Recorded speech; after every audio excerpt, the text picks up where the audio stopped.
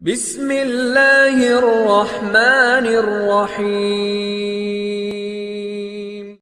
Assalamualaikum warahmatullahi wabarakatuh. Ada sebuah pertanyaan yang sudah lama mengusik pikiranku. Kenapa leluhur kita yang hidup ratusan tahun lalu tanpa internet, tanpa buku psikologi, tanpa seminar self-development berbayar jutaan rupiah, bisa hidup dengan ketenangan yang sangat sulit kita temukan hari ini? Kamu tahu apa yang sekarang sedang viral di seluruh dunia?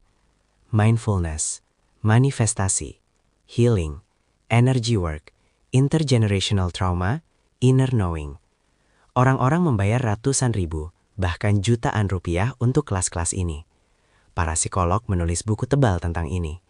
Neuroscientist dari Harvard meneliti ini dengan mesin senilai miliaran. Tapi ada satu kenyataan yang hampir tidak pernah dibahas. Leluhur Nusantara kita sudah mempraktikkan semua itu, ratusan bahkan ribuan tahun yang lalu. Tanpa istilah keren, tanpa branding modern, tanpa sertifikat. Dan hari ini, kita akan menyelami bersama 7 kearifan leluhur Nusantara yang ternyata jauh lebih canggih dari yang selama ini kita sangka. Ini bukan soal mistis, bukan soal klinik. Ini soal kecerdasan spiritual yang mendalam, yang relevansinya justru semakin terasa di dunia yang semakin kacau ini.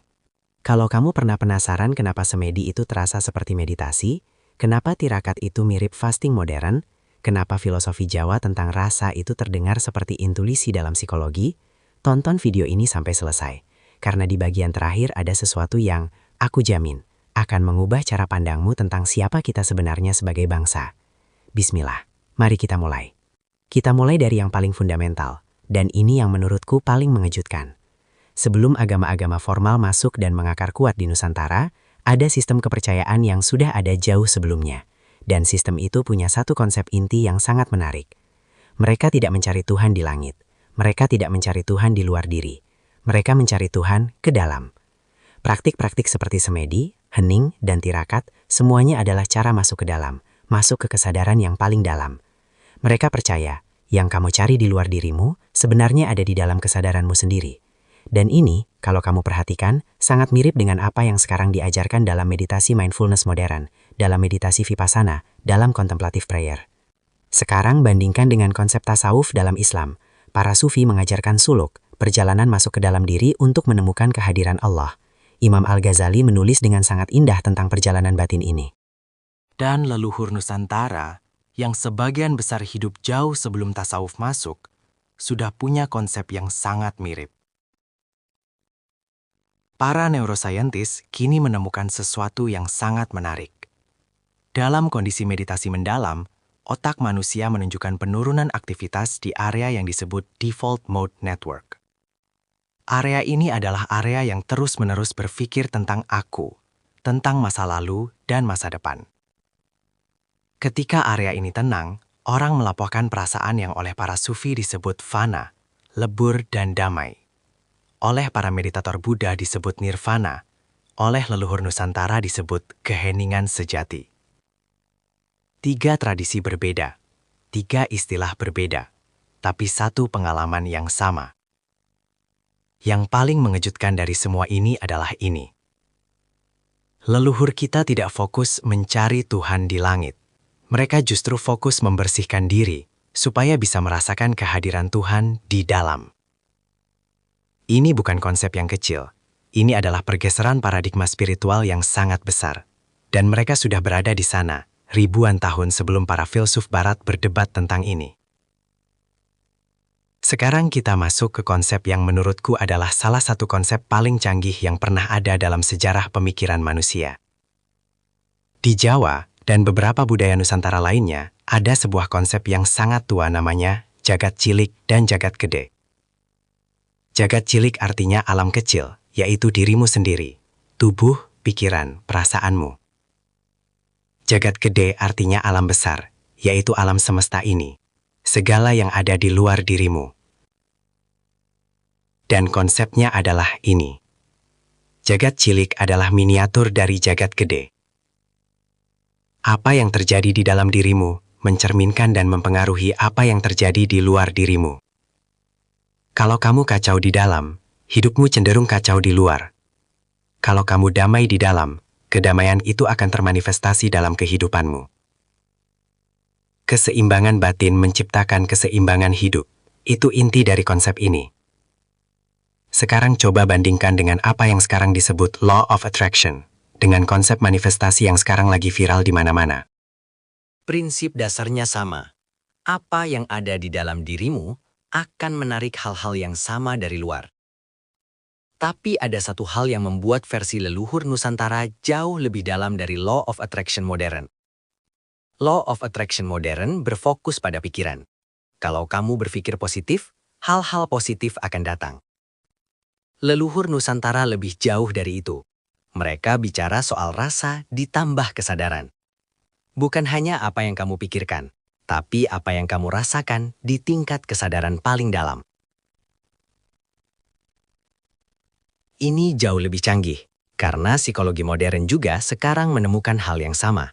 Pikiran sadar hanya 5% dari total proses mental kita. 95% sisanya adalah pikiran bawah sadar dan alam perasaan.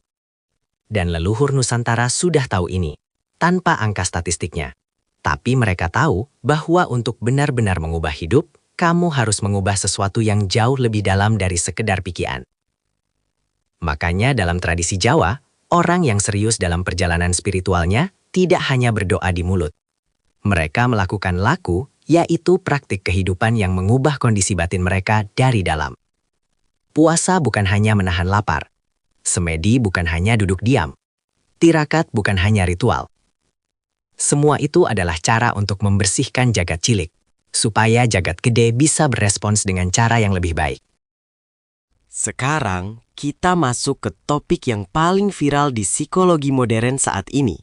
Topik yang banyak dibahas di podcast, di buku-buku bestseller, di seminar healing. Intergenerational trauma, atau dalam bahasa Indonesia, trauma yang diwariskan antar generasi. Konsepnya, luka batin yang dialami orang tua bisa mempengaruhi pola pikir dan perilaku anak-anaknya, bahkan cucunya, bahkan cicitnya. Dan ini baru diterima secara luas oleh komunitas ilmiah sekitar tahun 2000-an. Ada penelitian epigenetik yang menunjukkan bahwa trauma bisa mempengaruhi ekspresi gen seseorang. Artinya, luka itu bukan hanya psikologis, tapi bisa terukir dalam biologi tubuh kita. Leluhur Nusantara sudah paham ini ratusan tahun lalu. Makanya ada ritual ziarah kubur. Bukan sekedar menghormati yang sudah meninggal, tapi ada pemahaman bahwa hubungan kita dengan leluhur itu nyata, dan luka yang tidak diselesaikan di satu generasi bisa terus berulang di generasi berikutnya. Ada ritual membersihkan garis keluarga. Ada konsep bahwa pola hidup tertentu bisa terulang di generasi berikutnya kalau tidak diselesaikan.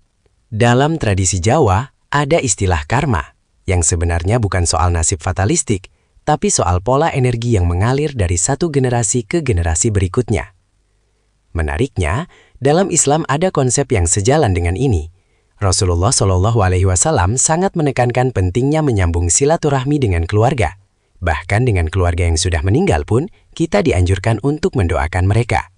Ini bukan sekadar ritual, ada pemahaman spiritual yang dalam bahwa hubungan kita dengan garis leluhur mempengaruhi kondisi spiritual kita sekarang. Dan ketika kita berdoa untuk orang tua kita, mendoakan leluhur kita, secara spiritual kita sedang memutus rantai luka yang mungkin sudah berjalan sekian generasi. Yang paling mengejutkan adalah ini.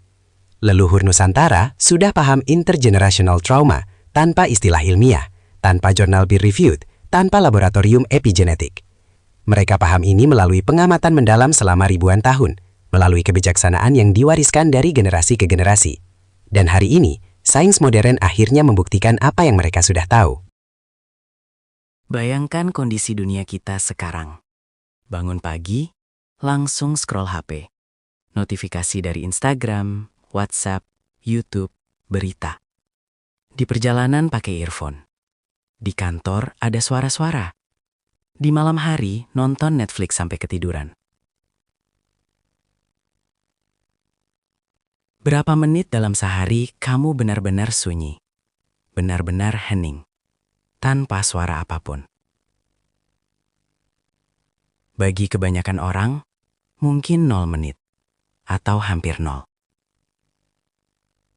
Leluhur Nusantara punya prinsip yang sangat berbeda dari kita.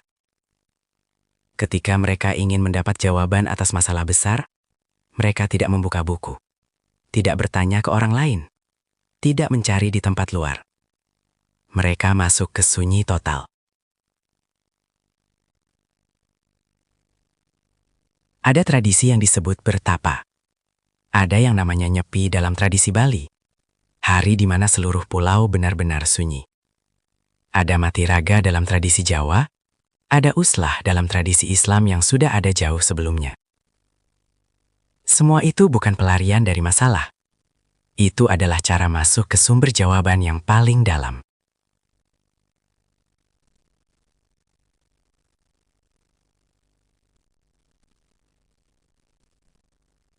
Para neurosaintis menemukan sesuatu yang menarik tentang otak dalam kondisi sunyi total. Dalam keheningan, default mode network otak kita yang biasanya aktif terus-menerus mulai tenang. Dan ketika bagian itu tenang, ada area lain di otak yang mulai bekerja lebih optimal. Area yang berhubungan dengan kreativitas, problem solving, dan insight.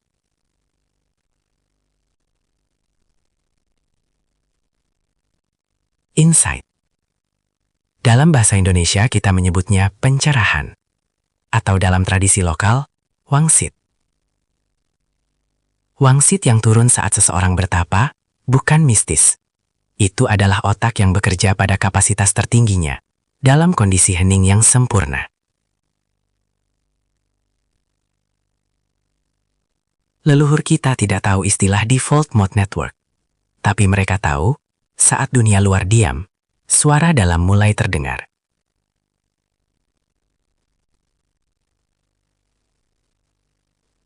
Sekarang kita hidup di era yang disebut para psikolog sebagai information overload. Otak kita dibombardir lebih banyak informasi dalam satu hari daripada yang pernah dialami nenek moyang kita dalam 1 tahun. Akibatnya, kita kehilangan kemampuan untuk sunyi. Kita tidak tahu bagaimana cara hening. Dan karena itu, banyak dari kita kehilangan akses ke kebijaksanaan paling dalam yang ada di dalam diri kita sendiri. Kearifan leluhur yang mengajarkan kesunyian bukan kuno. Itu adalah survival skill tertinggi untuk manusia modern.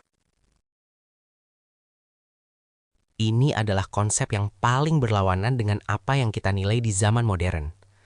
Kalau kamu tanya kepada orang-orang, apa tanda seseorang yang spiritual tinggi? Banyak yang akan menjawab, bisa membaca pikiran orang, bisa menyembuhkan penyakit, bisa melihat hal-hal gaib, sakti mandraguna. Tapi, leluhur Nusantara punya jawaban yang sangat berbeda. Dan menurut aku, jawaban mereka jauh lebih bijak. Dalam pandangan leluhur Nusantara, semakin tinggi seseorang secara spiritual, semakin biasa dia terlihat di luar. Semakin tenang, semakin tidak reaktif, semakin tidak haus kekuasaan. Ilmu tertinggi bukanlah kemampuan untuk menguasai alam, tapi kemampuan untuk menguasai diri sendiri. Tidak reaktif, tidak dikuasai emosi, tidak haus kekuasaan. Ini adalah 3 ciri utama yang disebutkan dalam tradisi Jawa untuk menggambarkan orang yang benar-benar tinggi spiritualitasnya. Dalam psikologi modern, ini disebut emotional regulation, kemampuan untuk mengatur emosi diri sendiri. Dan penelitian menunjukkan bahwa emotional regulation adalah salah satu prediktor terkuat untuk kebahagiaan, kesuksesan, dan kesehatan mental jangka panjang. Orang yang bisa mengatur emosinya sendiri membuat keputusan yang lebih baik, memiliki hubungan yang lebih sehat, lebih tahan terhadap tekanan hidup. Artinya, apa yang leluhur sebut sebagai ilmu tertinggi ternyata persis sama dengan apa yang psikologi modern identifikasi sebagai kunci keberhasilan manusia. Dan ini bukan hal yang asing dalam Islam. Rasulullah Shallallahu Alaihi Wasallam bersabda, orang yang kuat bukanlah yang menang dalam gulat, orang yang kuat adalah yang bisa mengendalikan dirinya di saat marah. Hadis ini sangat singkat, tapi dalamnya luar biasa. Kekuatan sejati adalah pengendalian diri, bukan kekuatan fisik atau spiritual dalam arti kemampuan gaib, tapi kemampuan untuk tetap tenang, tetap bijak, tetap manusiawi, bahkan ketika semua situasi mendorong kita untuk kehilangan kendali. Dan inilah paradoks yang paling indah dari kearifan leluhur. Semakin tinggi seseorang secara spiritual, semakin dia tidak perlu menunjukkan spiritualitasnya. Orang yang benar-benar bijak tidak perlu berteriak-teriak tentang kebijaksanaannya. Orang yang benar-benar kuat tidak perlu menunjukkan kekuatannya. Orang yang benar-benar tinggi ilmunya tidak perlu mempermalukan yang lain dengan ilmunya. Ini bertolak belakang sekali dengan budaya media sosial hari ini, bukan? Disinilah kita memasuki konsep yang paling unik dari kearifan Nusantara, khususnya Jawa. Ada sebuah ungkapan tua yang sangat mendalam. Rasa sejati tidak bisa dibohongi. Tapi rasa yang dimaksud di sini bukan sekadar perasaan emosional biasa, bukan sekadar suka atau tidak suka, bukan sekadar senang atau sedih. Dalam tradisi Jawa, rasa adalah tingkat kesadaran yang paling dalam, lebih dalam dari pikiran, lebih dalam dari emosi biasa. Ini adalah apa yang dalam psikologi modern disebut sebagai gut feeling atau intuisi.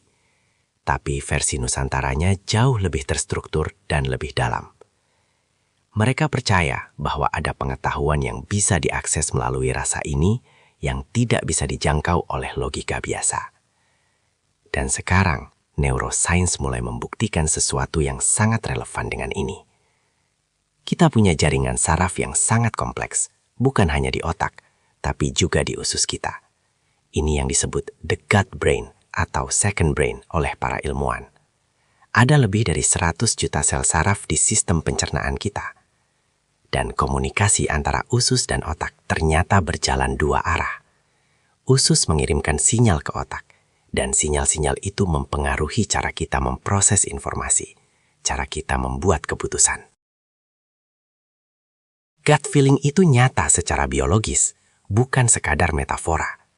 Dan leluhur Nusantara sudah tahu ini. Mereka menyebutnya rasa. Mereka menjadikannya alat utama dalam pengambilan keputusan. Mereka melatihnya melalui semedi dan hening. Dalam kehidupan modern, kita sangat mendewakan logika dan data, dan itu penting. Tapi ada dimensi pengambilan keputusan yang tidak bisa dijangkau oleh logika saja. Kenapa ada orang yang secara logika semua hitungannya benar, tapi hidup tetap terasa hampa? Karena mereka mengabaikan rasa itu. Mereka mengabaikan dimensi terdalam dari kesadaran mereka sendiri. Para pemimpin besar dalam sejarah, banyak yang mengakui bahwa keputusan terpenting dalam hidup mereka bukan berdasarkan data dan logika semata, tapi ada sesuatu yang mereka rasakan jauh di dalam. Leluhur Nusantara menyebut itu rasa. Barat modern menyebutnya intuition atau inner knowing. Einstein menyebutnya a feeling for the answer before the proof. Apapun namanya, itu nyata, dan leluhur kita sudah tahu cara mengaksesnya. Ini adalah bagian yang paling kontroversial dan paling sering disalahpahami. Kenapa ada ilmu yang sengaja tidak disebarluaskan oleh leluhur? Bukankah ilmu seharusnya dibagi kepada semua orang?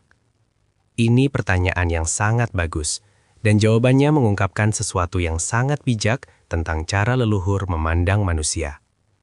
Leluhur sangat paham satu hal, manusia punya ego, dan manusia bisa menyalahgunakan pengetahuan. Ilmu yang kuat di tangan yang salah bisa menjadi senjata, bisa digunakan untuk menguasai, untuk menyakiti, untuk kepentingan pribadi. Makanya ada sistem dalam tradisi leluhur di mana ilmu-ilmu tertentu disaring oleh kesiapan. Tidak semua orang bisa mengaksesnya. Dan itu bukan karena diskriminasi, itu karena kebijaksanaan. Ada persyaratan yang harus dipenuhi dulu, bukan persyaratan akademis, tapi persyaratan karakter, persyaratan kematangan spiritual, persyaratan kesiapan batin. Ini bukan hanya tradisi Nusantara, dalam tradisi Islam pun ada konsep yang sama. Imam Ali bin Abi Thalib pernah berkata, berbicaralah kepada manusia sesuai dengan kapasitas akal mereka. Apakah kamu ingin mereka mendustakan Allah dan Rasul-Nya?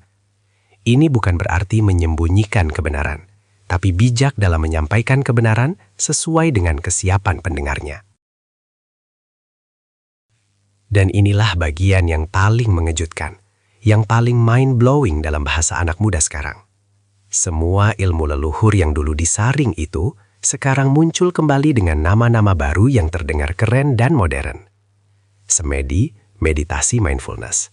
Hening, contemplative silence. tirakat, fasting atau intermittent fasting, rasa sejati, intuisi atau inner knowing, jagat cilik dan jagat gede, law of attraction atau quantum consciousness, membersihkan garis keluarga, family constellation therapy atau intergenerational healing. Padahal, leluhur Nusantara sudah mempraktikkan semua itu ratusan bahkan ribuan tahun lalu, tanpa istilah keren, tanpa branding modern, tanpa harga seminor yang mahal.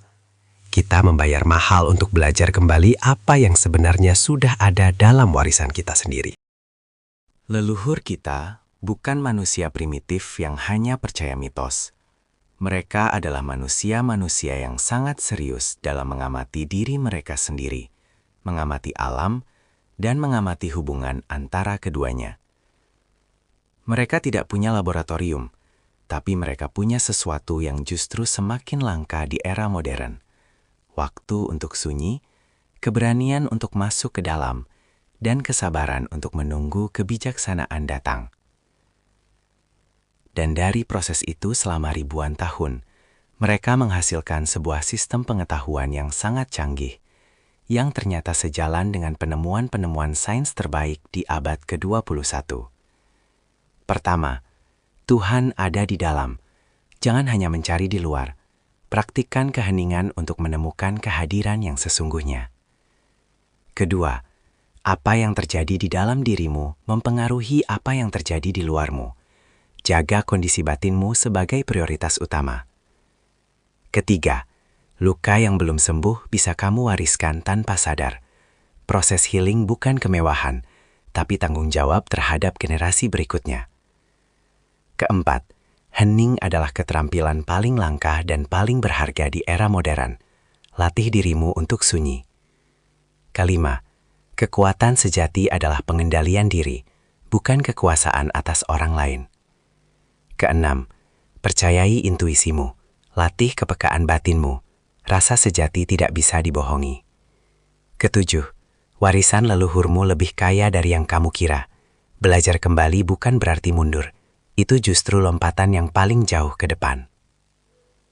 Kita sering terlalu kagum dengan hal-hal dari luar negeri, dari barat, dari sana-sini, sampai lupa bahwa di bawah kaki kita sendiri ada tanah yang sangat subur dengan kebijaksanaan. Leluhur Nusantara mewariskan ini kepada kita, bukan dalam bentuk buku tebal, bukan dalam bentuk seminar mahal, tapi dalam bentuk praktik kehidupan yang mereka jalani setiap hari dengan penuh kesadaran. Pertanyaannya sekarang adalah, apakah kita cukup bijak untuk belajar dari mereka? Terima kasih sudah menemani aku dalam perjalanan panjang dan indah ini. Kalau video ini membuka cara pandang baru bagimu, kalau ada satu hal saja yang kamu bawa dari sini dan kamu terapkan dalam hidupmu, maka video ini sudah mencapai tujuannya. Tolong share video ini kepada orang-orang yang kamu sayangi. Karena ada banyak orang di luar sana yang sedang mencari jawaban-jawaban ini dan tidak tahu bahwa jawabannya sudah ada dalam warisan leluhur mereka sendiri. Jangan lupa like video ini, subscribe ke channel Sufinesia TV untuk konten-konten yang akan terus menggali kedalaman Islam dan spiritualitas dengan cara yang relevan, mendalam, dan mengubah cara pandang. Dan satu hal terakhir, hargai warisan leluhurmu. Tidak semua yang lama itu ketinggalan zaman. Kadang, yang paling kuno adalah yang paling maju. Wassalamualaikum warahmatullahi wabarakatuh.